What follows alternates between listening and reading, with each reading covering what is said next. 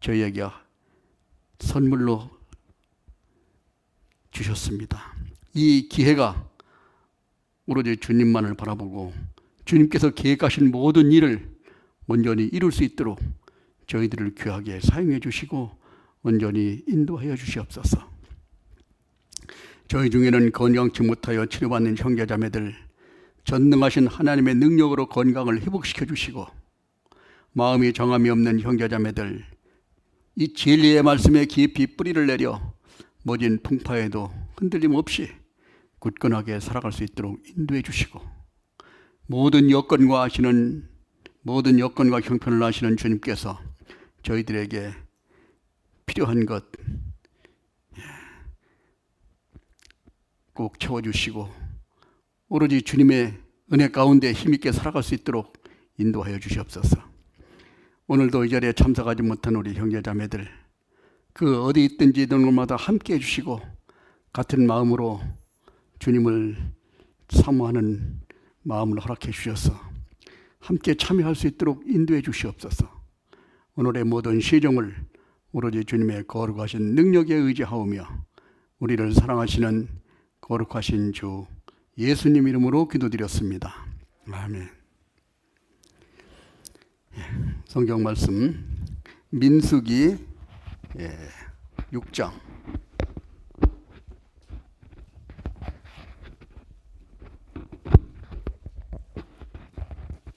민수기 6장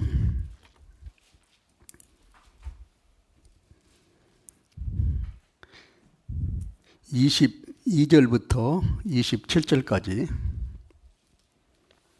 제가 한 절, 우리 형제자매님들이 한 절 교독하시겠습니다. 구약성경 204페이지입니다. 민수기 6장 22절. 여호와께서 모세에게 일러 가라사대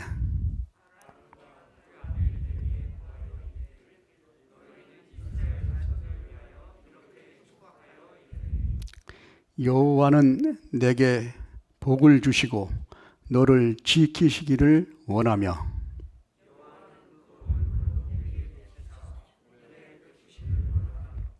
여호와는 그 얼굴을 내게로 향하여 드사 평강 주시기를 원하노라 할지니라 하라.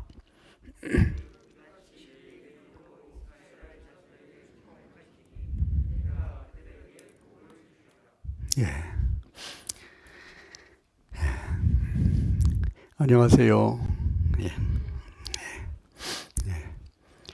주일날 동계 수련회로 이 목사님 말씀을 들으셨고, 이제는 2023년 이제 한 해를 맞아서 우리가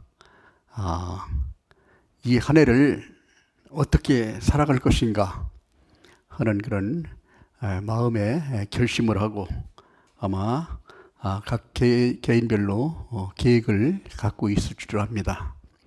그 계획을 온전히 이루기 위해서 오늘은 어떤 것들을 우리가 꼭 지키고 이루어야 하는가를 한번 생각해 보겠습니다. 그래서 오늘은 주제를 하나님의 소원이라는 제목을 가지고 한번 같이 성경을 공부해 보겠습니다. 부모님도 자기 자녀에 대한 소원이 있겠죠. 내가 자녀를 두고 있다면은 내 자녀가 어떻게 좀 자라서 어떻게 되기를 좀 원하는 그런 마음도 있을 겁니다. 마찬가지 하나님께서도 우리에게 거는 기대가 있으실 거예요. 그래서 오늘은 하나님께서는 어떤 소원을 가지고 계실까? 좀 울리지 않아요? 괜찮아요? 좀 울리죠? 이게 너무 가까이 있어서 그런가? 이게 장비는 좋은데 아직 적응이 안 돼가지고 하나님의 소원은 사실 우리에게 본문에 있는 말씀대로 복을 주시고 우리를 아주 훌륭하게 참 자라게 하시기를 원하실 겁니다. 그래서 디모데후서 3장 16절부터 보면은 성경을 우리에게 주신 것도 우리를 온전하게 만들기 위해서 성경을 주셨고, 또 그렇게 말씀하셨죠. 모든 성경은 하나님의 감동으로 된 것으로 교훈과 책망과 바르게 함과 의로 교육하기에 유익하니 이는 하나님의 사람으로 온전케 한다. 온전이라는 것은 완전하게 만들어준다는 것이죠. 하나님의 일을 하기에 온전케 하게 하렵니다. 그래서 하나님의 일을 하는데도 부족함이 없이 우리를 만들어 가시기를 원하신다는 거예요. 그래서 성령이 우리한테 오셔서 늘 우리를 도와주신다는 거예요.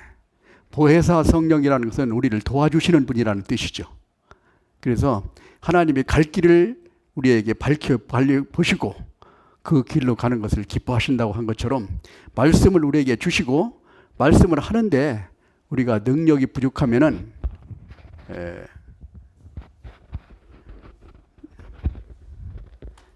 능력이 부족하면은 이제 그 힘까지 하나님이 더 도와주실 겁니다. 그래서 오늘 본문을 다시 한번 보겠습니다. 6장 24절 보면은 여호와는 내게 복을 주시고 너를 지키시기를 원하며, 하나님은 우리에게 복을 주시기 원합니다. 부모도 자식에게 진짜 다 주기를 원하죠. 주고도 아까워요, 기뻐요? 기쁘지요? 주고도 기쁜 게 부모님 마음이에요.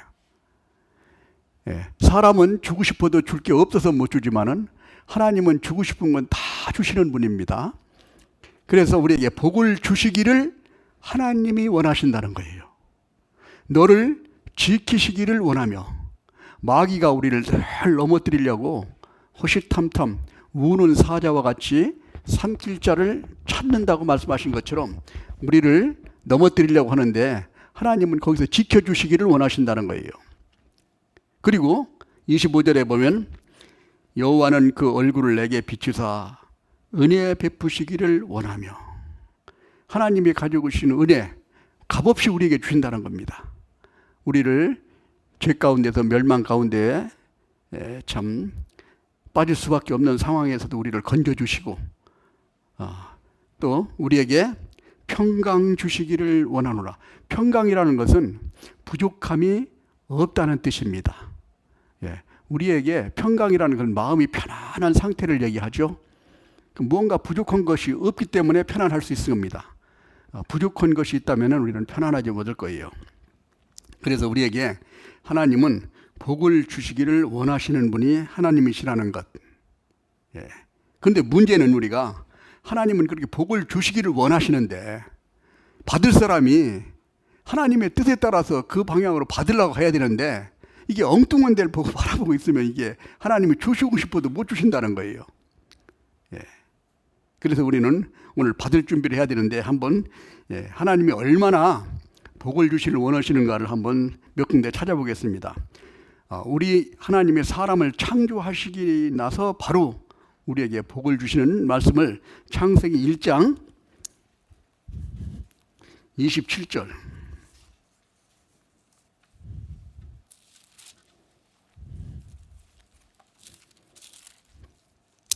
창세기 1장 27절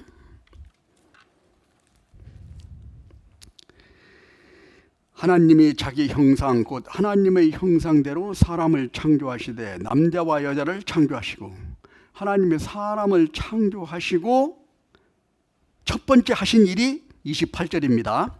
같이 읽겠습니다.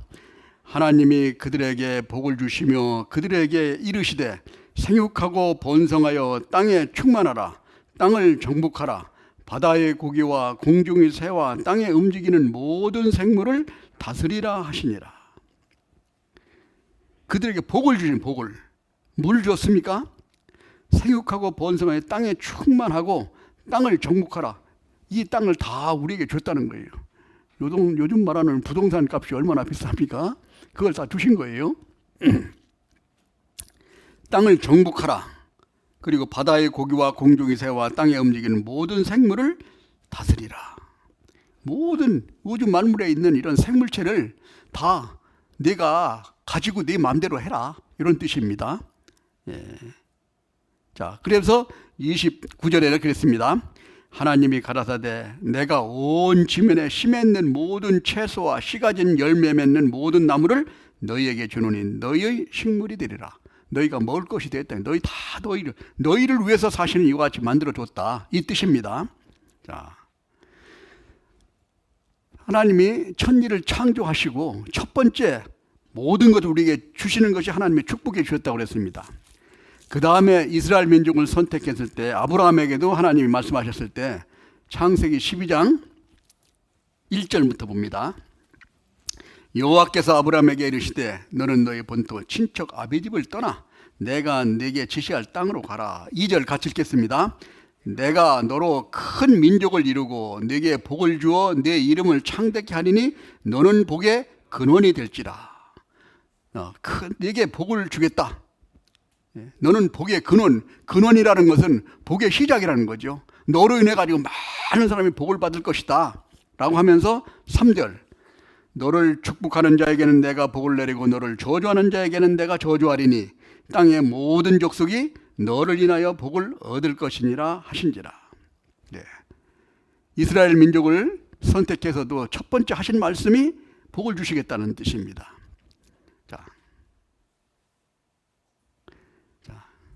그 다음에 또 우리가 예수님께서 이 땅에 오셨을 때 공생애를 시작하시자마자 이제 40일 동안 금식하고 공생애를 시작하실 때 최초에 하신 말씀이 마태복음 5장에 있는 산상수훈이라고 얘기하는 말씀입니다.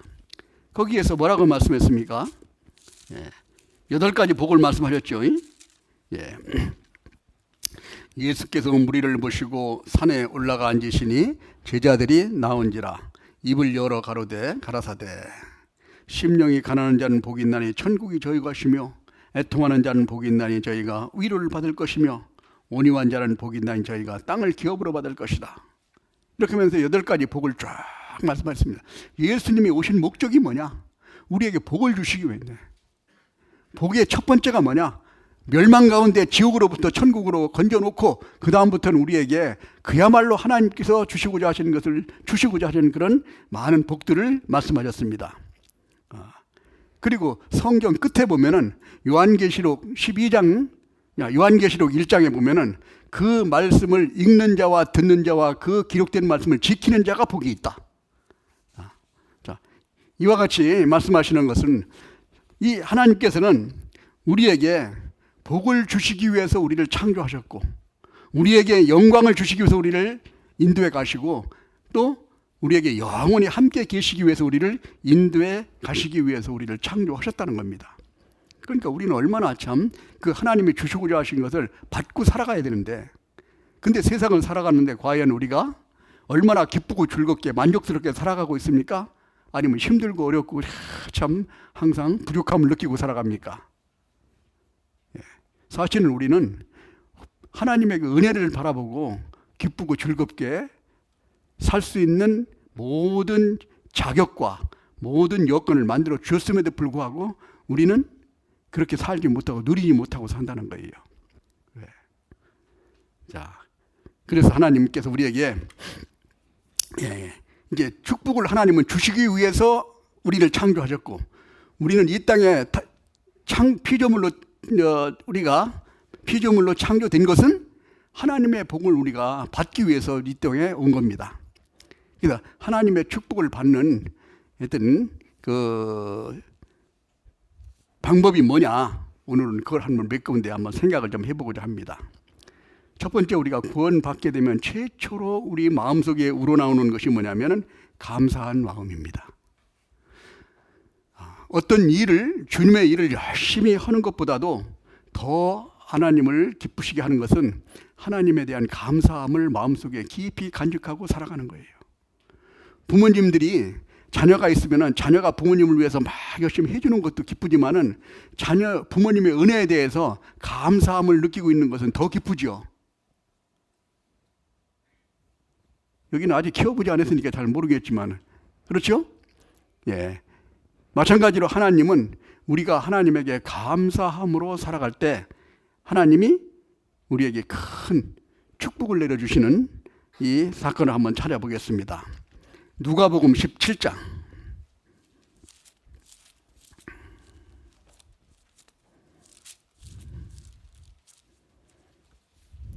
11절입니다.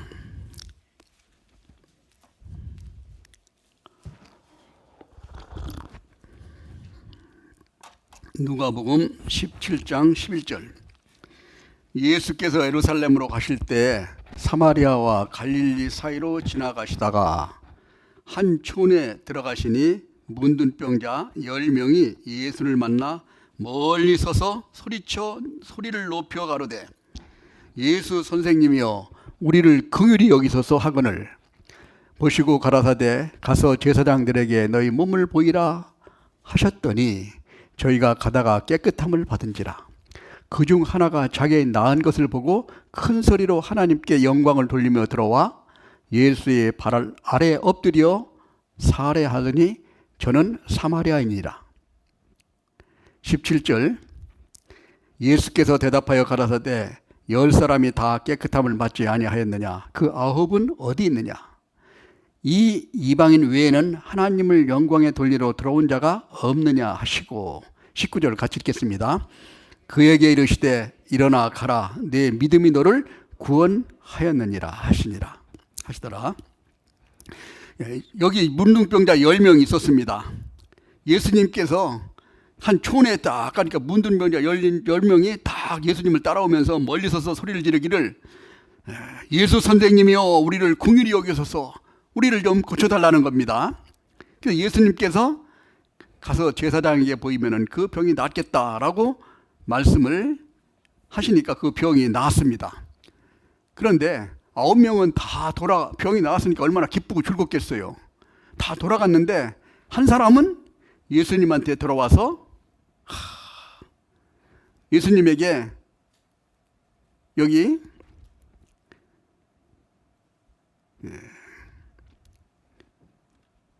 15절에 나와 있죠. 그중 하나가 자기의 낳은 것을 보고 큰 소리로 하나님께 영광을 돌리며 돌아와 예수의 발 아래 엎드려 살해하니 저는 사마리아인이라. 사마리아인 한 사람이 와가지고 이렇게 고쳐주셔서 감사합니다 라고 이렇게 참 예수님께서 이렇게 영광을 돌리는 거예요. 나머지 9도 다 같이 참 문둥병을 낳았는데 다 가버린 겁니다. 그래서 예수님께서 다른 9명은 어디 있느냐 물어보시는 거죠. 그리고 그 예수님께 와서 참 감사함으로 영광을 돌린 그 문둥병자에게는 19절 같이 말씀하셨습니다. 일어나 가라 네 믿음이 너를 구원하였느니라. 문둥병을 고치는 것은 물론이거니와 영혼까지 구원받아가지고 천국에 가게 됐다는 겁니다. 자, 마찬가지로 우리가 세상 가운데서도 하나님께서 우리에게 많은 은혜와 축복을 내려주십니다. 그 은혜와 축복을 누리면서 살면서도 어떤 사람은 감각 없이 불평과 원망 가운데 살아가는 사람이 있고 또 어떤 사람은 감사함을 느끼고 살아가는 사람이 있고 또 어떤 사람은 이 감사함을 하나님에게 영광을 돌리며 살아가는 사람이 있다는 겁니다. 그래서 하나님에게 영광을 돌리는 사람에게는 더 하나님의 덤으로 그 영혼까지 구원해 주시는 이 모습을 우리에게 가르쳐 주셨습니다. 자, 이와 같이 하나님께 감사하는 자는 하나님을 기뻐하시고 그에게 더 큰 은혜를 베풀어 주십니다. 또 열왕기상 3장에 보면은 솔로몬이 이제 왕위를 얻었습니다. 나이가 20살에 20살이면은 지금 대학생입니까? 몇 학년? 대학교 1학년. 대학교 1학년짜리가 왕이 됐으니 얼마나 참 부담이 되겠어요. 그래서 솔로몬은 우리 아버지는 이스라엘 전체를 통일시킨 위대한 왕인데 나는 나이도 어리고 경험도 없고 지식도 부족하고 모든 것이 어린데 어떻게 이 위대한 나라 아버지의 나라를 내가 잘 다스릴 수 있을까 막 상당히 부담이 됐을 겁니다. 그래서 택한 그 한 방법이 하나님에게 매달려가지고 번제를 드린 거예요. 1,000번을 드렸다고 그랬죠. 예, 1,000번제라고 얘기했습니다. 번제, 1,000번제라는 건 하루에 한 번씩 드리면 1년에는 365일이죠. 한 3년 정도 드린다는 겁니다. 매일같이. 그러니까 그 열심히 하나님을 바라보고 이렇게 번제를 드리는 이 솔로몬에게 하나님이 나타나서 뭐라고 그랬습니까? 한번 찾아보겠습니다.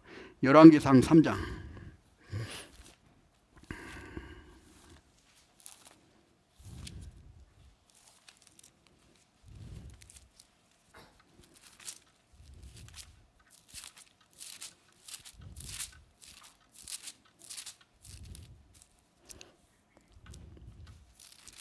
열왕기상 3장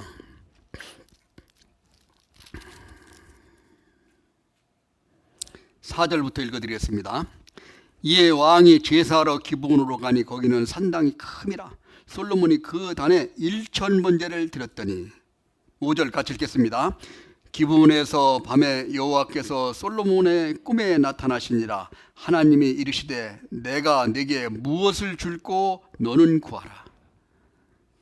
1,000번제를 드리는 그 모습을 보니까 하나님이 감동을 받은 거예요. 여기서 내 소원이 뭐냐? 여기에서 네가 무엇을 원하느냐, 네 원하는 걸 주시겠다는 겁니다. 자, 6절. 솔로몬이 가로되 주의 종 내 아비 다윗이 성실과 공의와 정직한 마음으로 주와 함께 주의 앞에서 행함으로 주께서 저에게 큰 은혜를 베푸셨고 주께서 또 저를 위하여 이 큰 은혜를 예비하시고 오늘날 이같이 저희 위에 앉은 아들을 저에게 주셨나이다. 나의 하나님 여호와여, 주께서 종으로 종의 아비 다윗을 대신하여 왕이 되게 하셨사오니 종은 작은 아이라 출입할 줄을 알지 못하고 주의 빼신 백성 가운데 있나이다. 저희는 큰 백성이라 수요가 많아 셀 수도 없고 기록할 수도 없사오니. 9절 같이 읽겠습니다. 누가 주의 이 많은 백성을 재판할 수 있사오리까? 지혜로운 마음을 종에게 주사 주의 백성을 재판하여 선악을 분별하게 하옵소서. 솔로몬이 이것을 구하매 그 말씀이 주의 마음에 맞은지라. 자, 여기 있는 우리에게 하나님이 딱 나타나서 너희들 소원 한 가지씩 얘기해라. 뭘 줄까? 하면 우리는 뭘 바라겠습니까? 하나님, 참 돈벼락을 한번 주셔서 한번 그 멋있게 한번 살아볼 수 있도록 한번 부귀를 주십시오라고 하든지, 아니면 무슨 이제 명예를 구하든지, 뭐 여러 가지 세상 사람들이 그런 얘기를 할 겁니다. 그러나 여기는 부귀와 영화를 구하지 아니하고 이 솔로몬은 지혜를 구했다는 거예요. 이 많은 백성들을 우리가 다스려야 되는데 지혜를 주셔서 이 사람들을 올바로 선악을 분별하게 하고 올바로 다스리게 해달라, 이 말씀을 드린 겁니다. 그러니까 그 마음이 하나님 마음에 딱 맞은 거예요. 그래가지고 부귀와 영화를 같이 지혜와 함께 주셨습니다. 이 솔로몬의 지혜가 아주 대단하다는 겁니다. 그 지혜가 얼마나 주셨냐면은 여기 열왕기상 4장 29절에 보면 그랬습니다. 열왕기상 4장 29절. 하나님이 솔로몬에게 지혜와 총명을 심히 많이 주시고 또 넓은 마음을 주시되 바다의 모래와 같게 하시니 솔로몬의 지혜가 동양의 모든 사람의 지혜와 애굽의 모든 지혜보다 뛰어난지라. 저는 모든 사람보다 지혜로워서 에스라 사람 에단 사람 마을의 아들 헤만 갑굴의 다르다보다 나음으로 그 이름이 사방 모든 나라에 들렸더라. 저가 자만 3천을 말하였고 그 노래는 1,005이며 저가 또 초목을 논하는데 레바논의 목향무게로부터 담에 나는 우슬초까지 하고 저가 또 짐승과 새와 기어다니는 것과 물고기를 논한지라. 모든 민족 중에 솔로몬의 지혜의 소문을 듣고 천하의 모든 왕 중에서 그 지혜를 들으러 왔더라. 아주 솔로몬에게 지혜를 하나님이 주신 거예요. 지혜의 원천은 하나님에게 있다는 것처럼 그 하나님이 솔로몬의 지혜를 받고, 그래서 그 에티오피아의 시바의 왕은 솔로몬의 지혜를 듣기 위해서 그 금은 보화를 아마 금은 부화를 아주 시바 여왕이 올라올 때 보면은 많은 금은 부화를 가지고 올라왔다고 기록이 되어 있는데, 그런 그 부화를 가지고 와서 지혜를 듣기 위해서 사방에서 몰려드는 겁니다. 솔로몬이 40년 동안 왕을 하는 과정 중에는 전쟁이 없었습니다. 이방에서 다 와가지고 지혜를 들어온 거예요. 예. 자, 이 솔로몬이 하나님에게 간절히 감사함으로 하나님에게 번제를 드렸을 때 하나님은 그와 같이 축복해 주셨습니다. 우리가 시편 136편에 보면은 이 감사할 수 있는 모든 그런 이유를 우리에게 설명해 주셨는데, 거기에는 처음에는 우리를 창조해 주신 하나님께 감사하고, 우리를 구원해 주신 하나님에게 감사하고, 우리를 항상 승리하는 그런 역사 속에서 우리를 승리하게 만들어 주신 하나님께 감사하고, 우리가 먹고 입고 살아가는 모든 식물을 주신 것에 감사하고, 또 주님이 나중에 영원한 영광을 누리는 기업을 우리에게 허락하신 것을 감사하는 그런 마음으로 우리가 감사장이라고 얘기를 합니다. 우리는 사실 하나님이 하신 일에 대해서 생각만 해보면 감사할 것이 아주 많은데, 우리가 감사를 그렇게 하지 못하고 살아간다는 거예요. 시편 116편에는 그 말씀이 있죠. 여기 다윗은 여호와께서 내게 주신 모든 은혜를 무엇으로 보답할꼬. 이 다윗은 하나님의 은혜에 대해서는 아주 감사한 사람입니다. 하나님의 뜻을 다 알고 있기 때문에. 다윗은 하나님과 아주 가깝게 참 친밀한 교제를 나누는 사람입니다. 그래서 하나님의 뜻을 다 알고 있었어요. 그래서 하나님께서 다윗에게 뭐라고 얘기했으면, 사도행전에 보면 나와 마음이 합한 자다. 내 마음을 다 알고 있는. 다윗이 어떻게 그렇게 알았을까요? 하나님에게 계속 질문을 하고 묻고 기도하고 해서 하나님의 뜻을 아는 겁니다. 그래서 이 다윗은 하나님의 은혜에 대해서 아주 참 감사한 마음으로 일생을 살았습니다. 그런 다윗을 하나님이 일생의 가장 위대한 왕으로 하나님이 만들어 주셨습니다. 자, 그와 같이 우리가 하나님이 가장 기뻐하시는 감사한 마음으로 살아갈 때 하나님은 우리에게 축복해 주신다는 거예요. 자, 구원받은 사람은 누구든지 하나님의 감사한 마음이 첫 번째로 올라오게 되어 있습니다. 그렇죠? 아마 감사함이 없다면 그 구원을 다시 한번 확인해 봐야 될 겁니다. 내가 죽을 수밖에 없는 그 상황 속에서 날 건져줬는데 내 그 사람에 대해서 감사함이 없다면 한번 생각을 해볼 거예요. 근데 첫 번째 우리에게 느껴지는 감사함인데, 이 감사함이 시간 지나면 또 푹 식어버리는 수가 있어요. 하나님 은혜. 그래서 에베소 교회는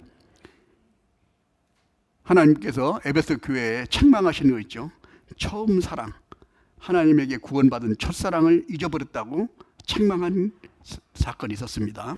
그래서 자, 우리가 하나님에게 감사할 때 하나님은 기쁘시게 느끼시고 우리에게 어떻게 베풀어 주시는가, 하나님에게 감사할 때 하나님은 어떤 역사를 이루어지는가를 몇 군데 한번 살펴보겠습니다.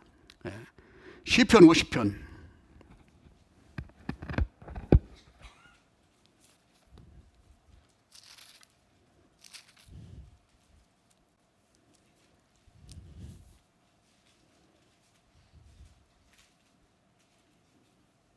14절, 감사로 하나님께 제사를 드리며 지극히 높으신 자에게 네 소원을 갚으며. 15절 같이 읽겠습니다. 환난 날에 나를 부르라. 내가 너를 건지리니 네가 나를 영화롭게 하리로다. 감사로 하나님께 제사 드리며 지극히 높으신 자에게 내 소원을 말할 때 하나님이 환난 날에 나를 부르라. 네가 그렇게 어렵고 힘든 상황에 처했을 때 나를 부르라. 아마 우리가 자녀들이 힘들고 어려운 상황에 처했을 때 부모님한테 날 좀 도와주십시오 하면은 그거를 부모님이 도와줄 수 있는 능력이 있다면 안 도와줄 부모님이 어디 있겠습니까? 마찬가지로 하나님께서는 우리를 사랑하시기 때문에 우리를 환난 날에 힘들고 어려움을 당할 때 우리를 구원해 주신다고 그랬습니다. 그 신뢰가 다니엘을 통해서 잘 알고 있죠. 다니엘이 하나님으로부터 참 깨끗함을 유지하기 위해서 왕이 주는 음식까지 참 먹지 않고 마음을 정하고 하나님의 정결함을 유지하기 위해서 목숨까지 건 그 다니엘의 모습을 하나님이 지켜주신 모습을 보죠. 그리고 또 이제 사자굴에 집어넣었을 때도 사자 입을 틀어막아서 다니엘을 보호하신 그 모습. 참 이런 것을 우리가 실제로 성경 속에서 확인할 수 있었습니다.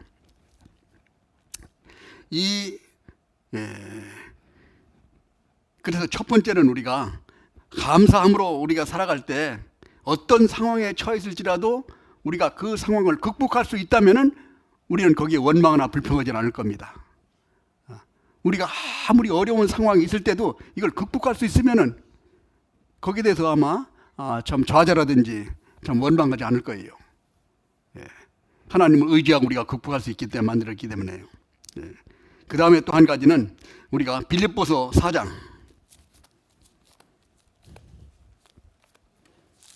빌립보서 4장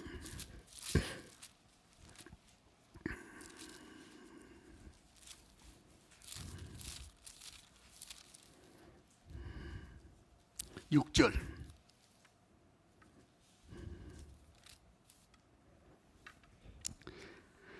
322페이지입니다. 신약성경.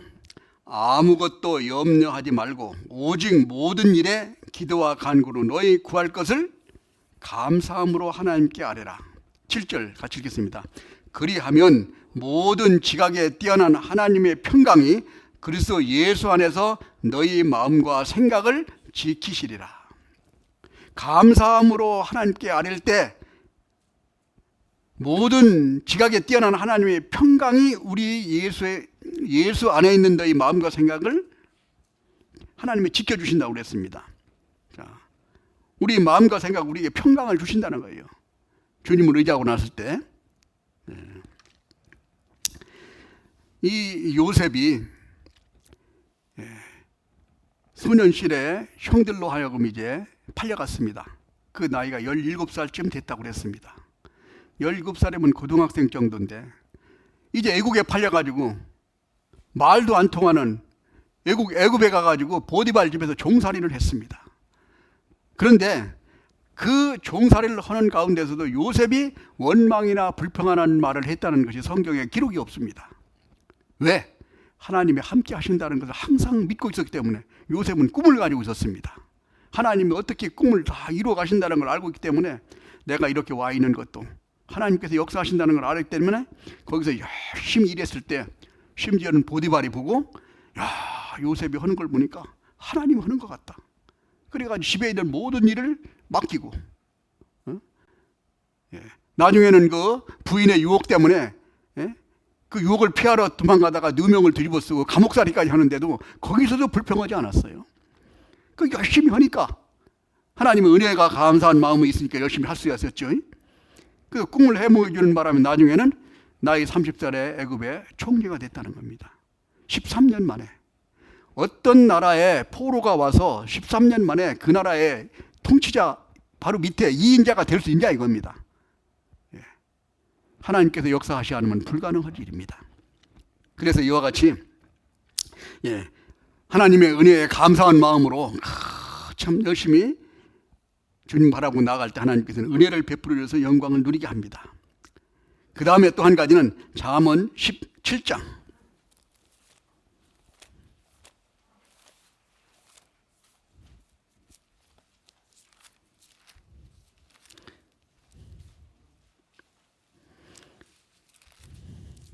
잠언 17장 22절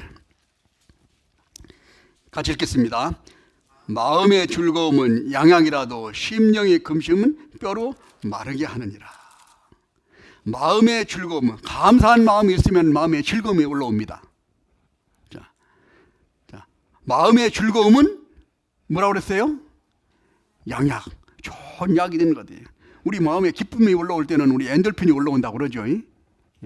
항상 기쁘고 즐거울 때 그래서 우리는 건강해질 수 있습니다.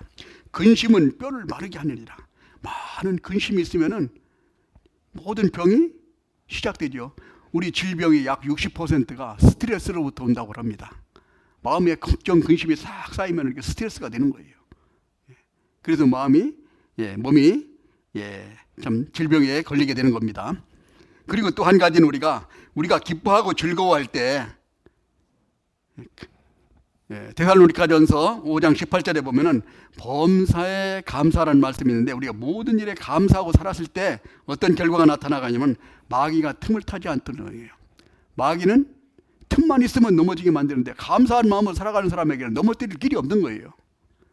그래서 우리가 감사함으로 받을 수 있는 그 축복이 있는데, 근데 하나님과 예수님을 바라볼 때 항상 우리가 감사할 수 있는데, 거기서 주님을 잊어버리면은 그때부터 원망과 근심이 생긴다는 거예요. 그 왜 감사하지 못하는 그런 일이 생기느냐? 첫 번째는 이 땅에서 일어나는 모든 일들이 이게 저절로 일어났다고 생각하는 겁니다. 우연히 발생됐다고 생각하는 거예요. 그러나 하나님은 모든 것을 철저하게 하나님의 계획 속에서 이루어져 가고 있죠. 그러나 이게 저절로 되기 때문에 우리가 거기에 대한 감사함을 느끼지 못하는 경우가 많고, 또 두 번째는 내가 이루는 지금 형편은 다 내 힘으로 이룬 거야. 내가 열심히 해가지고 그 보응을 받고 내가 열심히 살았기 때문에 이 정도 위치에 와 있고 내가 이렇게 살 수 있는 것은 그 내 노력에 의해서 이루어진 것이다 라고 생각하기 때문에 하나님에 대한 감사가 없습니다. 사실 우리가 먹는 밥 한 톨, 이거 내가 열심히 해가지고 만듭니까? 사실 우리는 하나님이 만드는 씨앗을 주셔서 그 씨앗으로 하여금 이걸 가꾼 값을 우리가 그 값을 사가지고 우리가 취해가지고 먹고 살고 있죠. 그러나 실제로 그 생명은 하나님께서 주신 거랍니다. 우리가 물고기를 갖다 먹는다라도 물고기는 하나님이 만드셨고 우리를 잡아온 값을 우리가 주고 사다 먹는 거죠. 그래서 하나님은 우리가 무엇이 필요한지, 부모님이 자녀를 낳을 때 필요한 걸 다 준비해 놓고 자녀를 낳으면 키우듯이, 자녀가 낳게 되면은 이거 양말이 필요하고 옷이 필요하고 기저귀가 필요하고 또 여러 가지 필요하니까 미리미리 다 준비해 놓죠. 사람들이 그렇게 준비합니다. 그리고 참 데리고 다니기 어려우니까 이렇게 끌고 다니는 인력거, 이렇게 끌고 다니는 것까지 다 사놓잖아요. 인력거인가 유모차? 유모차. 어쨌든 사람이 끄는 겁니다. 그것처럼 하나님도 우리를 이 땅에 창조하실 때 우리의 모든 걸 준비해 놓고 창조하십니다. 첫째 날부터 여섯째 날까지 다 준비해 놓고 마지막에 사람을 창조한 거예요. 처음에 창조했으면 뭐를 먹을지 이거 정신 없을 거 아니겠어요? 다 준비해 놓고 마지막에 사람을 만들고 다 너희가 다스려라 라고 말씀하셨습니다. 그 다음에 또 우리가 좀 감사하지 못하는 이유가 뭐냐면은, 우리는 하나님을 바라봐야 되는데 옆 사람을 자꾸 바라보는 거예요. 좌우를 바라보기 때문에 다른 사람하고 비교를 합니다. 왜 누구는 잘 사는데 하나님을 믿지 않아도 저렇게 잘 되고 하는 일이 있는데 나는 이렇게 하나님을 믿어도 힘들고 어려우냐, 내가 하는 일마다 이렇게 안 되냐 라고 원망을 하고 불평할 일이 생긴다는 겁니다. 하나님은 나에게 가장 필요한 것을 주시기 위해서, 더 영광스러운 걸 주시기 위해서 지금 현재 상황을 우리에게 허락하셨다는 겁니다. 그 상태에서 우리가 계속 열심히 주님을 바라볼 때 하나님은 더 영광스럽게 만들어 주신다는 거예요. 우리가 토끼와 거북이 얘기 잘 들으셨죠? 토끼는 거북이를 바라봤기 때문에 가다가 이게 참 낮잠을 잡고, 이 거북이는 계속 목표만 바라보기 때문에 비록 늦을지라도 먼저 참 목표를 좀 차지하는 그런 영광을 누렸습니다. 마찬가지 우리가 다른 사람하고 비교해서 신앙생활을 하는 게 아니에요.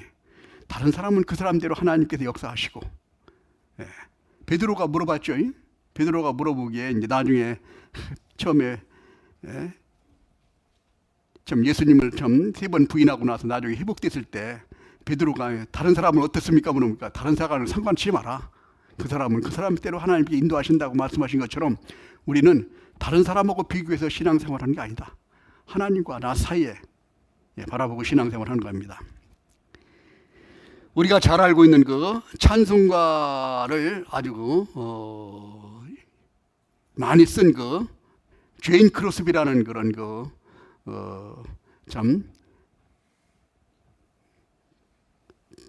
여사를 알 겁니다. 태어나서 6개월 만에 의사가 실수를 해가지고 봉사가 됐어요. 봉사가 됐는데 나이가 95세까지 살아갔는데 95세까지 살아가는 동안에 찬송가 곡을 8,000곡을 지었답니다. 8,000곡. 우리 찬송가도 보면 지금도 434장에 보면은 나의 갈 길 다가도록 예수 인도하시니 쫙 이런 찬송도 있죠. 우리 찬송가에도 제인 크로스비라는 곡들이 많이 나옵니다. 생후 6개월 됐는데 봉사가 돼가지고 일생 동안 봉사로 살면서 뭐 그렇게 기쁘고 즐거운 마음이 있어가지고 하나님께 찬송과 영광을 돌리면서 그렇게 살았을까? 아마 비록 세상은 보이지 않아도 더 큰 하나님의 참 손길, 하나님의 영광을 바라보며 이렇게 살았을 겁니다. 그래서 우리가 하나님에게 감사할 때 우리는 하나님은 우리를 영광을 베푸신다는 사실, 하나님의 복을 우리에게 베푸신다는 사실을 알아야 됩니다. 그래서 데살로니가전서 5장 18절에는 뭐라고 그랬습니까? 범사에 감사하라. 모든 일을 우리가 감사해야 된다는 말씀을 하고 있습니다. 이스라엘 민족이 애굽에서 나와서 광야에 이제 40년 동안을 헤맬 때도 한 3일 동안 가니까 물이 없습니다. 원망하고 불평했죠. 하나님이 인도하신다고 생각을 확실하면은 물 없으면 하나님 물 좀 주세요 하면 물 줄 거 아니겠어요? 근데 거기서 우리 굶어 죽겠구나, 목말라 죽겠구나, 막 3일 되니까 막 그렇게 하는 거예요. 한 달쯤 지나니까 이제 먹을 것도 다 떨어졌습니다. 큰일 났다. 내일부터는 뭐 굶어 죽겠구나.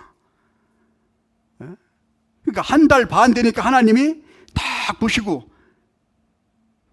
이게 가지고 나온 것이 다 떨어져 버렸으니까 굶어 죽겠는데 그 다음 달부터 하나님이 만나를 주셨다고 그랬죠. 언제까지 주셨다고 그랬습니까? 40년 동안을 매일같이 주시고, 요단강을 건너서 길가에 가서 1년 농사를 지어서 그 농사로 하나님께 제사를 드리고 난 다음 날부터 만나가 끝났다고 기록되어 있습니다. 여호수아 5장에. 하나님은 그렇게 정확하신 분이에요. 우리가 무엇을 얼마나 가지고 계신지를 다 헤아려 보시고 계신. 왜? 사랑하기 때문에. 이스라엘 민족이 열하루면 갈 수 있는 거리를 40년 동안 헤맨 이유가 하나님에게 감사치 아니하고 하나님 말씀에 순종하지 아니하고 원망하고 불평하기 때문에 40년 동안을 도운 거예요. 지금도 마찬가지 우리가 세상 살아가는데 하나님의 은혜 가운데 살아가면서도 하나님의 은혜에 감사하고 하나님의 은혜를 찬송하지 못하고 살아가기 때문에 우리는 힘든 일들이 계속될 거예요. 왜? 하나님을 단련시키려고.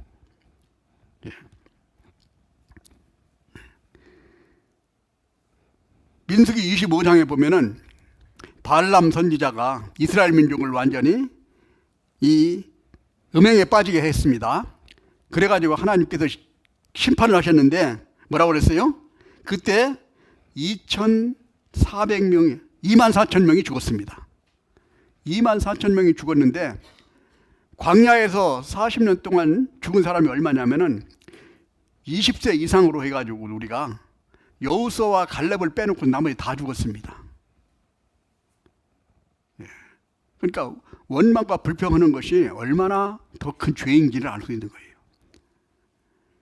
아마 자식이 부모님한테, 아마 우리는 부모님이 자식을 키워봤기 때문에 아마 실제로 느꼈을 거예요.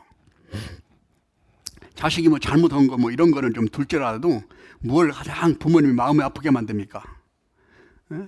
부모님한테 부모님이 나한테 해준 게 뭐 있어요?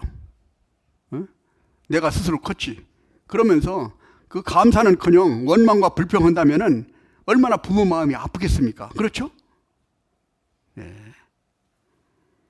자, 우리가 여기에서 한번 계산해 보면은 광야 생활을 할 때 약 200만 명이 40년 동안을 계산해 가지고 그 하루에 죽은 숫자가 얼마냐면은 약 140명 정도씩 매일 140명씩 죽어가는 겁니다.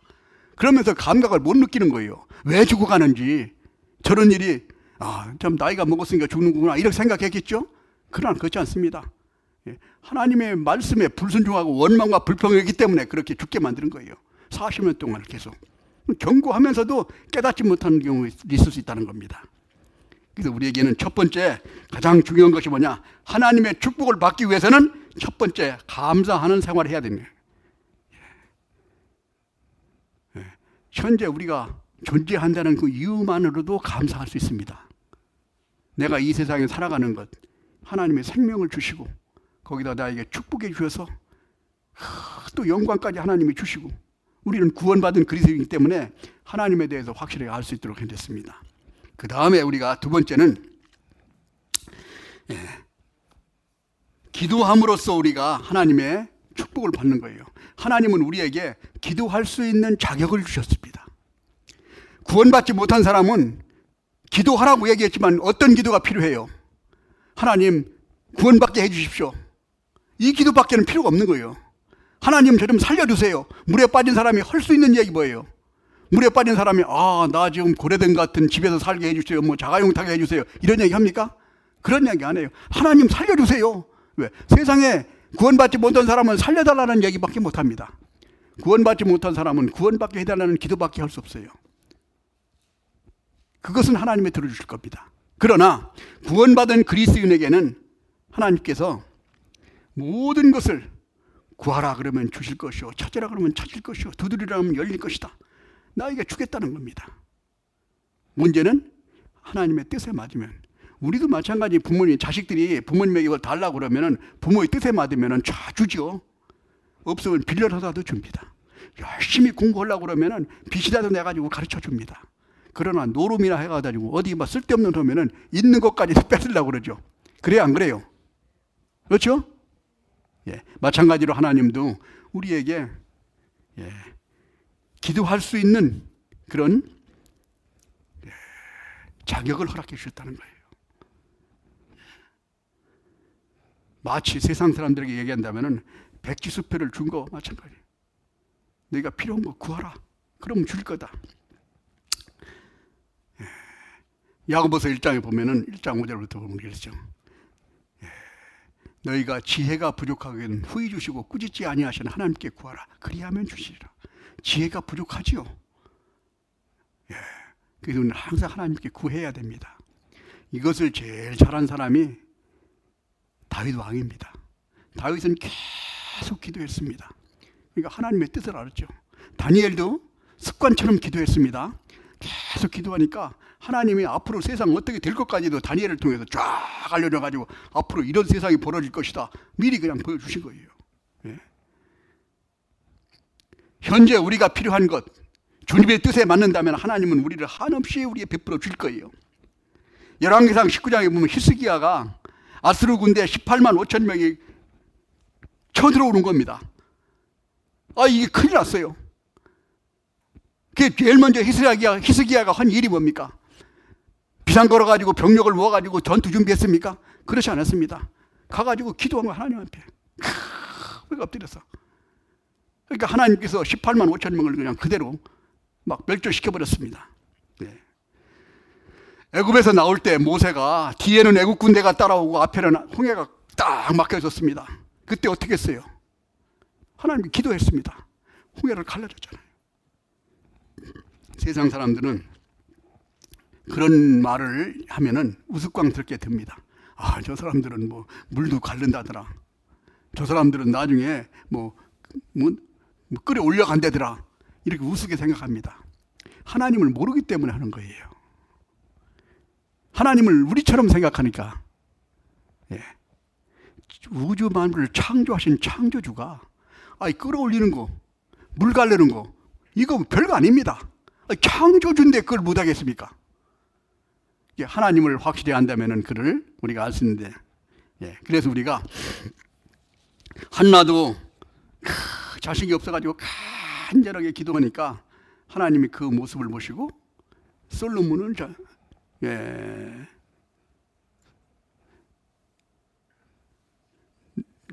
누구를 주셨어요? 사무엘. 이 사무엘의 생각이 잘 안 나네. 사무엘을 주셨잖아요. 이 하나님이 기도를 간절히 했을 때 우리는 기도함으로 우리가 많은 축복을 받을 수 있는데, 왜 우리가 축복을 받지 못하냐면은 첫 번째는 기도하지 않기 때문에 우리가 받지 못한다고 그랬습니다. 기도하지 않아서. 그리고 또 하나는 기도해도 하나님의 뜻에 맞지 않고 자기 욕심에 따라서 기도하기 때문에 우리가 받지 못한다고 말씀을 하시고 있습니다. 그래서 우리는 기도할 때 이것이 하나님의 뜻인가 아닌가를 확실하게 분별하는 것이 필요하고, 또 우리가 하나님의 뜻에 맞는다고 그러면은 담대하게 기도를 할 필요가 있습니다. 5만 번 응답을 받은 조지 뮬러라는 사람이 자기가 친구들을 위해서, 친구 5명을 위해서 기도를 하기 시작했다고 합니다. 한 명은 바로 구원받고, 한 명은 5년 후에, 한 명은 10년, 20년 후에 이제 다 구원받았는데, 한 사람은 조지 뮬러가 죽었어도 구원을 못 받았어요. 죽고 나서 그 다음에 구원을 받았다고 기록이 나와 있습니다. 그래서 우리가 이렇게 간절한 마음으로 하나님에게 기도할 때 하나님은 반드시 그 응답해 주신다는 겁니다. 하나님이 구하라고 말씀하셨잖아요. 주시겠다고 약속했습니다. 그래서 문제는 뭐냐? 하나님의 뜻에 맞나 안 맞나. 조지 뮬러는 자기가 기도할 제목을 성경에서 근거를 찾기 위해서 계속 기도하기 전에 성경을 찾아보고 확실한 근거가 성경에 확인이 되면은 그때부터는 아무 생각 없이 계속 기도했다고 합니다. 그 조지 뮬러의 그 5만 번 응답받은 기도를 이제 보면은 그런 내용도 나옵니다. 그 고아원을 많이 아이들이 그냥 한 2,000명, 3,000명씩 있는데 저녁에 애들한테 줄 빵이 없는 거예요. 굶게 생겼어요. 그런데 이제 거기다가 이제 그 식당에 있는, 주방에 있는 그 일하시는 분들은 막 걱정이 태산 같죠. 큰일 났다. 애들 먹일 빵이 없다 이거예요. 그래도 조지 뮬러는 거기서 계속 기도해서 이제 기도하라고, 이제 기다리라고 얘기하고, 기도를 하고 나니까 그 저녁 때쯤 될 때 눈이 많이 와가지고 이 빵 공장에 있는 이 실은 차들이 지방으로 다 이렇게 배달을 나가야 되는데 눈이 와가지고 꼼짝 못하고 가면 못 가는 거예요. 그래가지고 다 싣고 이제 막 그 트럭에 실린 차들이 계속 오는 걸 봐가지고 이제 그 저녁 시간에 빵을 다 나눠줘가지고 이렇게 먹고 그랬다는 그 역사, 그런 그 큰 역사들이 많이 나타나는 걸 실제로 많이 그 읽어볼 수 있었습니다. 그래서 이 조지 뮬러를 실제로 기도로 고아원 3,000명, 5,000명씩을 키우고 그런 역사들이 나타났습니다. 자, 이 기도는 왜 해야 되는가? 우리가 잘 살펴보면 첫 번째는 사실 우리는 연약합니다. 우리 힘으로 할 수 있는 게 없죠. 그래서 하나님의 능력이 필요합니다. 너희가 지혜가 부족하거든 후히 주시고 꾸짖지 않으면 하나님께 구하라 그리하면 주시리라. 그 다음에 우리가 또 한 가지는 뭐예요? 우리가 세상을 살아가는데 마귀가 계속 우리를 넘어뜨리려고 하는 거예요. 겟세마네 동산에서도 우리가 예수님이 기도하시면서 뭐라고 그랬습니까? 제자들에게 시험에 들지 말게 너희가 깨어서 기도하라고 그랬습니다. 제자들은 예수님은 막 그냥 목에 땀방울이 핏방울이 되도록 기도하고 있는데 옆에서 그냥 자꾸 졸고 그러는 거예요. 깨어서 그러니까 예수님이 지금 어떤 상황인지 모르고 그러는 거죠. 그래서 제자들에게 하신 말씀이 니들이 그렇게 졸고 그럴 때는 시험이 든다. 마귀한테 넘어진다는 겁니다. 시험에 들지 않게 빼어서 기도하라. 만물이 마지막에 가까웠으니 그런 너희는 정신을 차리고 근신하여 기도하라. 정신 바짝 차리고 살아야 마귀한테 넘어지지 않는다는 겁니다. 그래서 우리는 기도가 필요한 거예요. 마귀를 물리칠 때는 하나님의 능력과 하나님 말씀밖에 없습니다. 우리 힘으로 마귀를 물리칠 수가 없어요. 마귀는 타락한 천사, 욥을 보면은 마귀의 능력이 쫙 나와 있죠. 그건 우리가 이길 수 있냐 이겁니다. 예수님이 공생애 시작하실 때 처음에 딱 공생애를 시작하니까 제일 먼저 달려드는 것이 마귀입니다. 마귀가 예수님을 몰랐을까요? 알면서 달려드는 거예요. 담대하죠. 그러면서 하신 말씀이 뭐예요? 마귀가 너 하나님 아들이면은 40일 동안 굶었으니 얼마나 배가 고프겠냐. 이 돌덩어리를 떡덩어리 만들어서 배부터 채우고 한번 시작해봐라. 그럴듯하죠? 예. 그러나 예수님께서는 그거 넘어지지 않았습니다. 기록되었을 때 사람이 떡으로만 살 것이 아니오. 떡도 필요하죠. 육신이 있으니까. 그러나 그보다 먼저 필요한 것이 하나님의 말 입으로 나오는 말씀으로 살 것이다. 말씀이 먼저예요. 말씀을 붙들어야 된다는 겁니다. 그 다음에 또 한 가지 우리는 중요한 것은 복음을 합력해서 전하기 위해서는 하나님의 능력이 필요하다. 하나님의 일을 할 때는 하나님의 능력이 필요합니다. 하나님의 일은 마귀를 퇴치시키는 일인데 마귀를 퇴치시키려면 마귀로부터 승리를 얻으려면 하나님의 능력과 힘이 없으면 불가능하다는 거예요. 그래서 우리가 기도가 필요합니다. 그리고 또 한 가지는 하나님은 쉬지 말고 기도하라고 그랬습니다. 왜?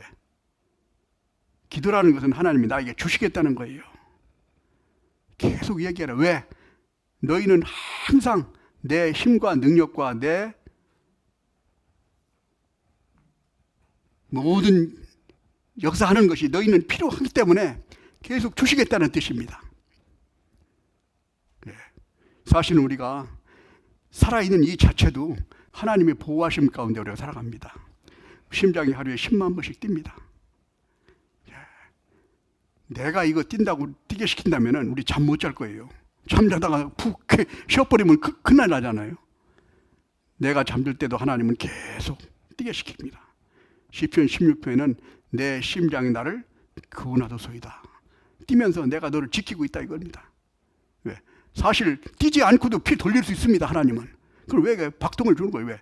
너 정신 차려가지고 내가 너를 지키고 있다는 걸 너 깨달아라 이 뜻입니다. 그리고 또 한 가지는 우리가 기도할 때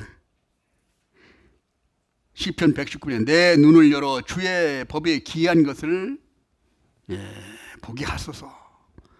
주님의 일을 우리가 분별하고 우리를 볼 수 있도록 하기 위해서는 우리가 기도가 필요한데 이 기도를 할 때 하나님께서 우리를 주시겠다. 기도하라고 이야기한 건 뭐예요? 내가 주시겠다는 하나님의 약속이 여기에 보장되어 있는 겁니다. 세상에서도 지금 우리가 경제적으로 어려울 때 누구냐 이재용이라는 뭐 이런 회장입니까? 이런 사람 와가지고 형제님 걱정하지 마. 내가 밀어줄게. 그 말만 들어도 흐뭇하잖아요. 그죠? 하나님이 나에게 두려워하지 마라. 내가 너와 함께한다. 내가 너를 지키겠다. 내가 의로운 오른손으로 너를 붙들겠다. 두려워하지 말라는 겁니다. 두려움이 신앙생활을 하는데 가장 큰 장애물입니다. 두려움은 우리의 마음을 저해요.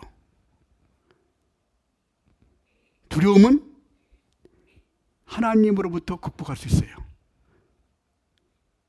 그 외에는 다른 것들은 극복이 불가능합니다. 주님이 나와 함께 계시다면 두려움이라는 것은 극복할 수 있는 거예요. 그래서 하나님은 두려워하지 마라 하면서 뒤에 뭐라고 그러세요? 내가 너와 함께 있다고 얘기해요. 내가 함께 있는데 뭐 두려워하냐 이거예요. 엄마가 아이를 데리고 캄캄한 방에 갈 때 아이가 엄마 손만 붙들고 있으면 아무리 캄캄하고 아무리 복잡하고 어려운 모르는 길을 갈지라도 엄마 손만 붙들고 있으면 큰 노래 부르며 따라가잖아요. 문제는 이게 어두워서 들어온 게 아니라 엄마 손에 붙들지 않아서 떨어져 있기 때문에 이걸 두려워하는 겁니다. 우리에게도 하나님께서는 그와 같이 얘기하는데 이 기도하는데도 하나님은 항상 기도할 걸 원하고 계십니다. 나에게 항상 주시겠다는 거예요. 얼마나 참 우리에게 든든합니다. 진심을 가지고 끝까지 주실 때까지. 어떤 목사님하고 장로님 두 분이 비가 안 와가지고 이제 기도하러 산으로 올라갔습니다. 근데 그 꼬마가 쫄랑쫄랑 따라오면서 나도 같이 가겠다고 따라왔습니다. 자, 따라오는데 꼬마가 뭘 가지고 오냐면 우산을 가지고 따라오는 거예요. 그래서 이제 목사님하고 장로님 같이 있으면 너 우산을 왜 가지고 오냐? 그러니까 지금 목사님하고 장로님이 비우라고 기도하러 가시잖아요. 내려올 때는 비가 오면은 내가 비 쓰고 오려고 가져간다는 겁니다. 예. 우리가 그와 같이 진짜 어린아이의 믿음이 목사님과 장로님보다 훨씬 더 믿음이 확실하죠. 하나님의 기도하면은 들어줄 걸 확실히 믿고 올라가는 거예요. 그래서 우리가 끝까지 우리가 포기하지 않고 기도하는 것이 필요하다. 어떤 교회에 두 목사님이 있었답니다. 그런데 한 목사님은 기도하러 가기만 하면 그런데요. 우리 목사님은 기도만 하면은 응답이 온다는 겁니다.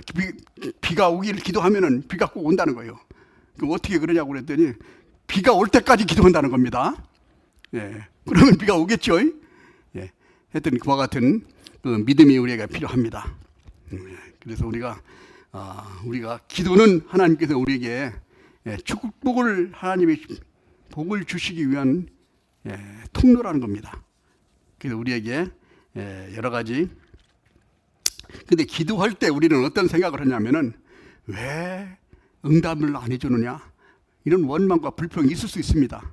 우리가 기도할 때 다 바로바로 내 생각대로 응답 와야 안 와요? 예? 안 오죠? 근데 그걸 잘 분별해야 돼요. 기도할 때는 응답에도 여러 가지가 있는데 첫 번째는 한참 기도하면은 하나님이 진짜 필요하고 급하면은 바로 주십니다. 한나가 기도할 때 기도하니까 사무엘을 그냥 바로 주셨잖아요.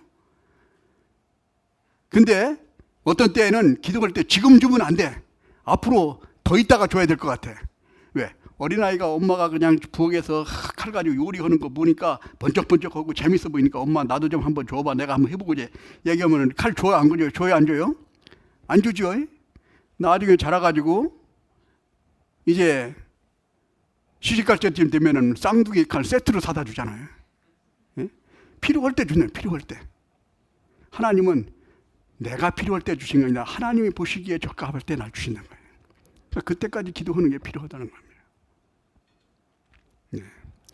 그 다음에 어떤 때는 큰 기도를 하지만은 이것을 주면은 큰 일이 생길 것 같고 신앙이 참 망가질 것 같은 상황에는 하나님이 주시겠어요? 안 주시겠어요?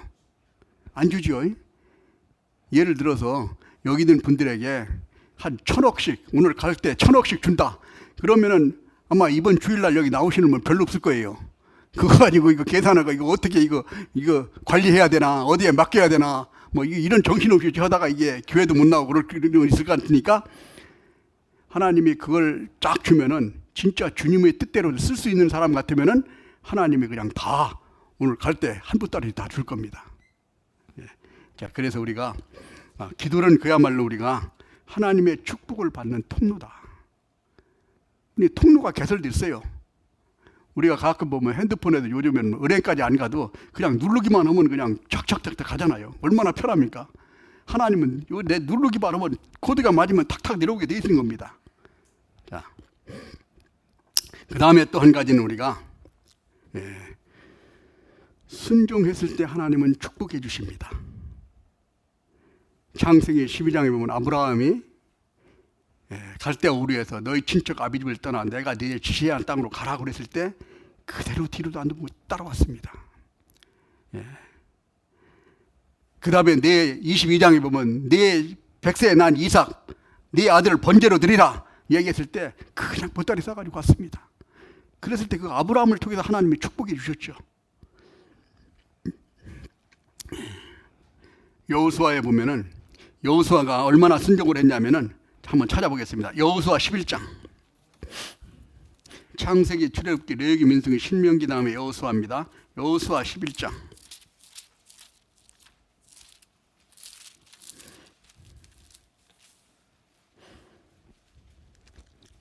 15절.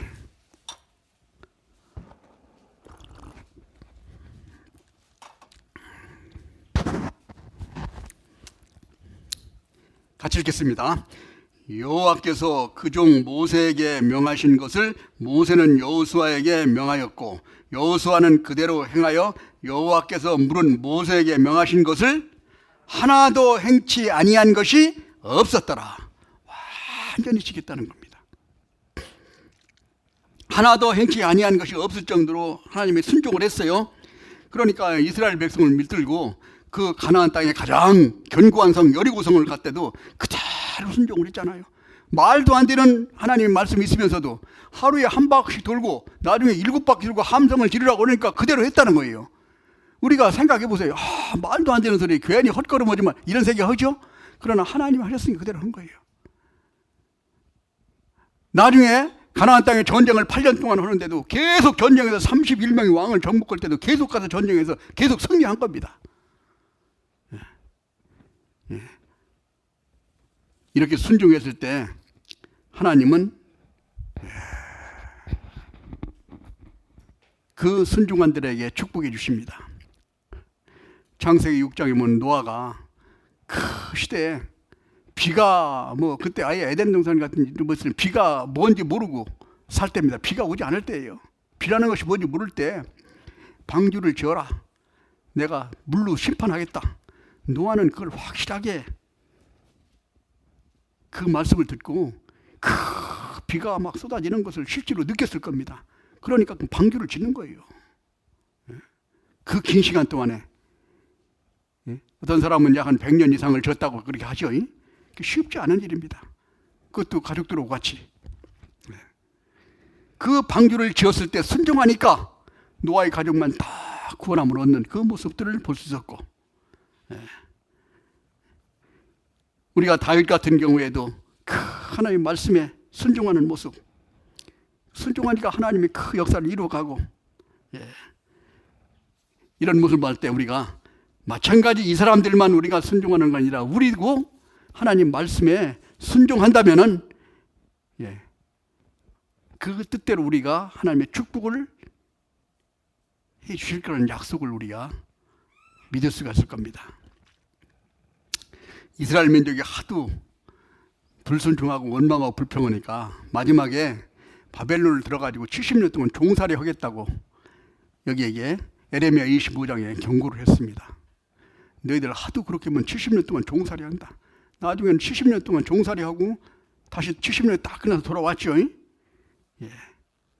자, 이렇게 불순종했을 때 이스라엘 민족을 통해서 우리가 하나님에게 불순종했을 때 얼마나 심판을 받는지 실제로 우리는 역사를 통해서 확인해 봤고, 또 특히 우리 구원받은 그리스도인에게는 그 이스라엘 역사를 통해서 우리가 확실한 하나님의 말씀이고 우리가 실제로 하나님의 능력을 우리가 체험하고 살아가는 그리스도인들입니다. 그래서 우리가 순종했을 때 하나님께서 우리를 축복해 주신다는 것. 그 다음에 또 한 가지는 우리가 충성하는 자에게 하나님은 우리에게 축복해 주십니다. 모세가 하나님의 집에서 온갖 충성한다고 성경에 기록된 것처럼 한번 찾아보겠습니다. 고린도전서 4장.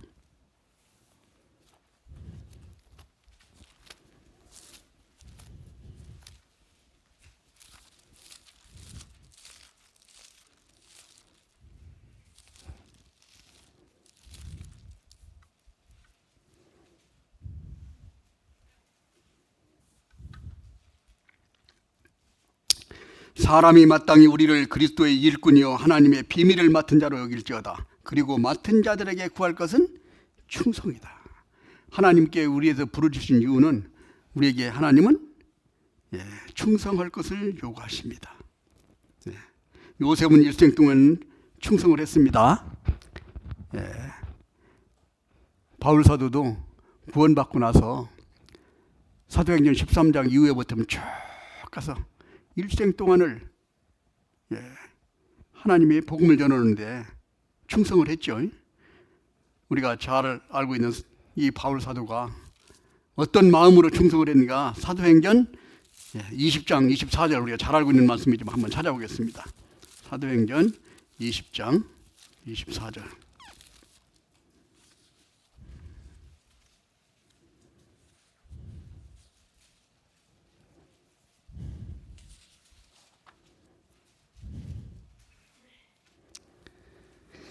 같이 읽겠습니다. 나의 달려갈 길과 주 예수께 받은 사명 곧 하나님의 은혜의 복음을 증거하는 일을 마치려 하면은 나의 생명을 조금도 귀한 것으로 여기지 아니하노라. 여기에서 바울 사도는 그야말로 복음 증거하는 일을 마치려면 자기 생명을 내놓고 전도했습니다. 그러니까 가는 곳마다 구원받는 역사가 일어나고 가는 곳마다 교회가 세워지는 거예요. 1차, 2차, 3차 나중에 로마까지 가서 복음 전하고 나중에 목 잘려 죽을 때까지 복음 전하고. 베드로가 처음에는 예수님을 3번 부인하고 이제 다시 회복됐습니다. 이제는 성령의 참 능력을 이제 받고 나서부터 자기 목숨 걸고 전도하니까 한 번 설교하면 3,000명, 5,000명씩 막 구원받는 역사가 일어나는 거예요.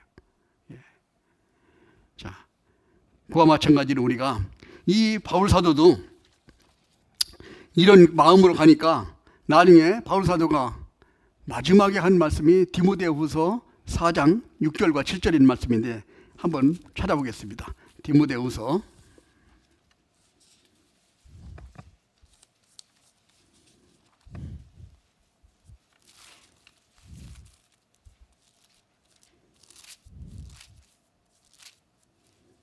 4장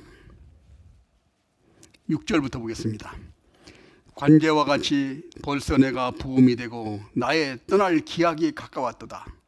내가 선한 싸움을 싸우고 나의 달려갈 길을 마치고 믿음을 지켰으니 8절 같이 읽겠습니다.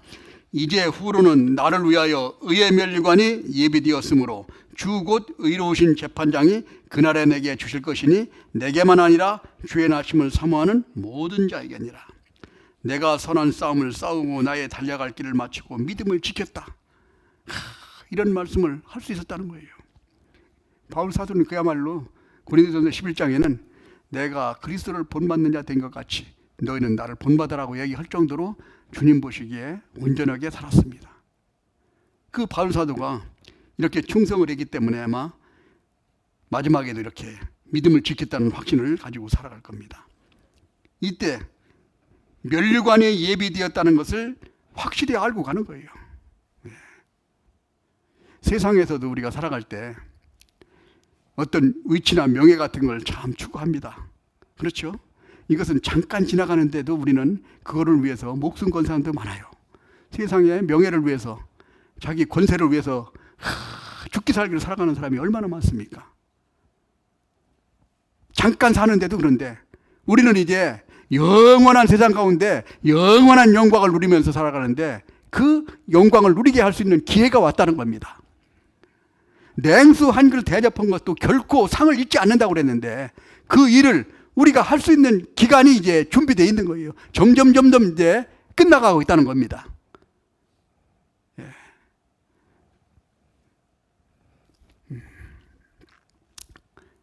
이 시간에 우리가 주님을 위해서 우리가 참 살아가는 그 시간 동안에는 우리가 상상할 수 없는 만큼 하나님이 우리에게 주시고자 하시는 것이 얼마나 큰가를 고린도전서 2장에 기록해 놨습니다. 한번 찾아보겠습니다. 고린도전서 2장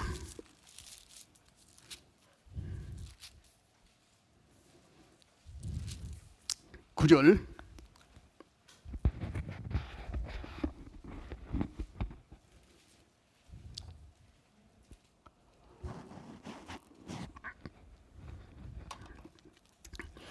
같이 읽겠습니다.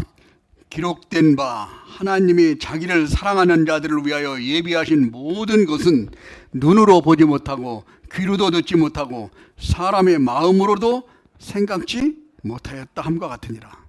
눈으로 보지도 못하고 귀로 듣지도 못하고 마음으로 생각지도 못한 이런 것을 우리에게 하나님이 나를 위해서 준비해 놓고 계시다는 거예요.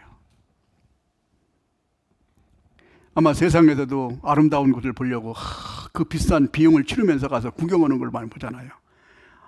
참 맛있는 음식을 참 먹기 위해서 참 멀리 가가지고 음식을 이렇게 먹는 사람들도 있고 또 참 여러 가지 참 투자해가지고 세상에서도 즐기려고 노력을 하는 사람이 있습니다.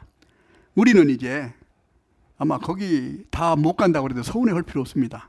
잠시 후에 우리는 그보다 훨씬 더 영광스러운 것을, 그것도 잠시가 아니라 영원히 우리가 보고 듣고 느끼면서 살아갈 거니까, 그런 것을 하나님 우리를 준비해 놓고 있다는 겁니다. 그리고 또 한 가지 우리가 생각하는 것은, 하나님을 사랑할 때 하나님은 우리를 축복해 주신다고 말씀하셨습니다. 네. 네.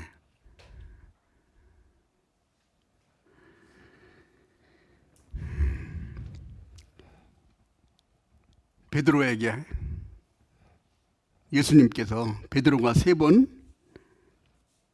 부인했을 때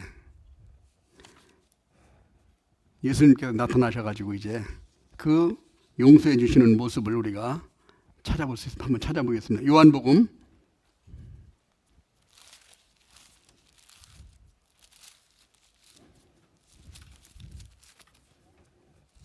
21장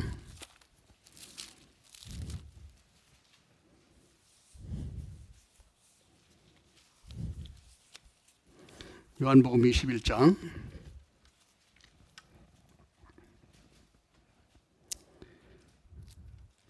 15절부터 봅니다. 너희가 조반 먹은 후에 예수께서 시몬 베드로에게 이르시되 요한의 아들 시몬아 네가 이 사람들보다 나를 더 사랑하느냐 하시니 가로되 주여 그러하이다. 내가 주를 사랑하는 줄을 주께서 아시나이다. 가라사대 내 양을 먹이라 하시고, 또 두 번째 가라사대 요한의 아들 시몬아 네가 나를 사랑하느냐 하시니 가로되 주여 그리하이다. 내가 주를 사랑하시는 줄 주께서 아시나이다. 가라사대 내 양을 치라. 세 번째 가라사대 요한의 아들 시몬아 네가 나를 사랑하느냐 하시니 주께서 세 번째 나를 사랑하시느냐 하심으로 베드로가 근심하여 가로되 모든 것 주여 모든 것을 아시오매 주께서 내가 주를 사랑하시는 줄을 주께서 아시나이다. 예수께서 가라사대 내 양을 먹이라. 주님께서는 네가 나를 사랑하느냐? 아마 베드로에게 질문한 거잖아. 나보고도 한번 주님께서 그렇게 묻고 계실 거예요. 내가 주를 사랑하느냐? 예, 주를 사랑하는 주께서 아시나이다. 예, 내가 주님을 사랑합니다. 그러면은 여기서 내 양을 먹이라.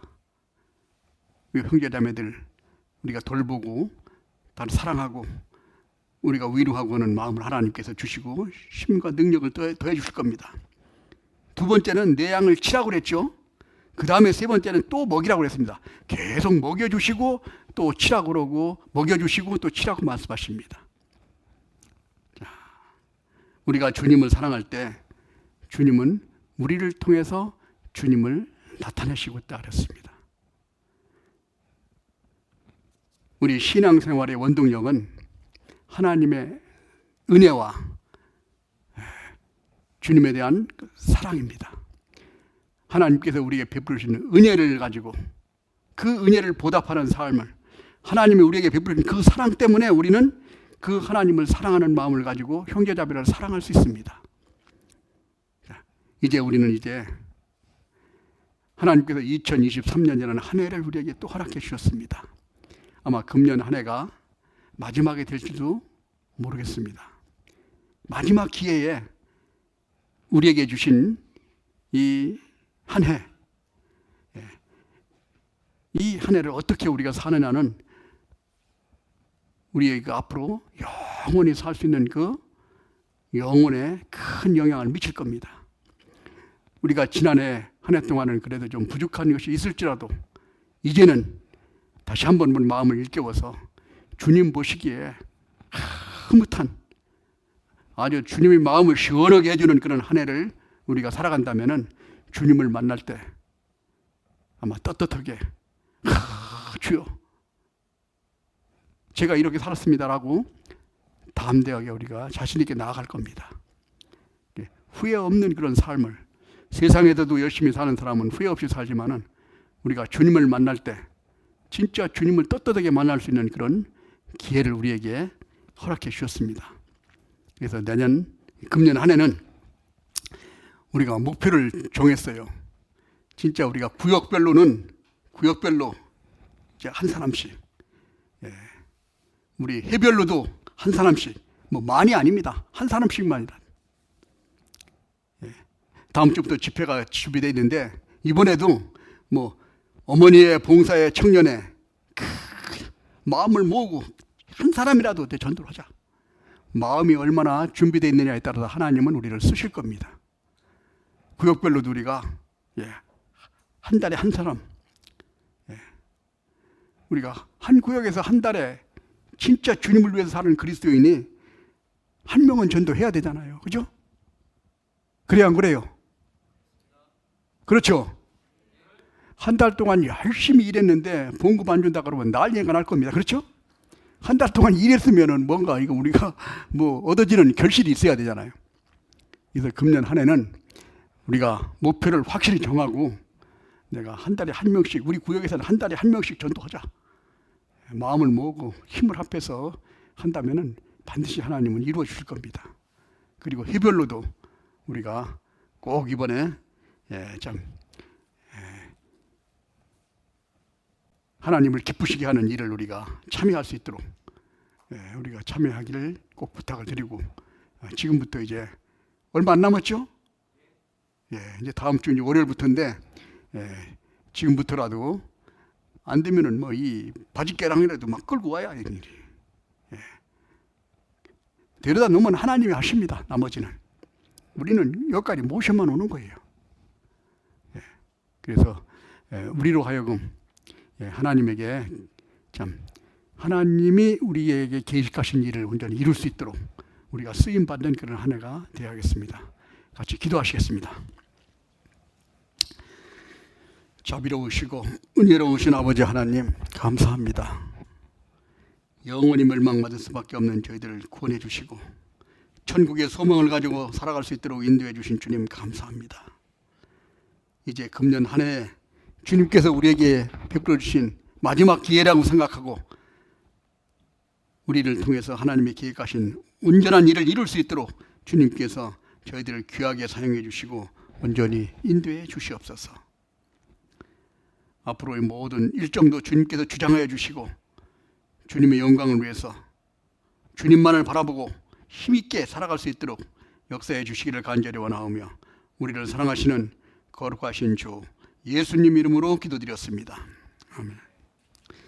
찬송 28장 찬송하시겠습니다.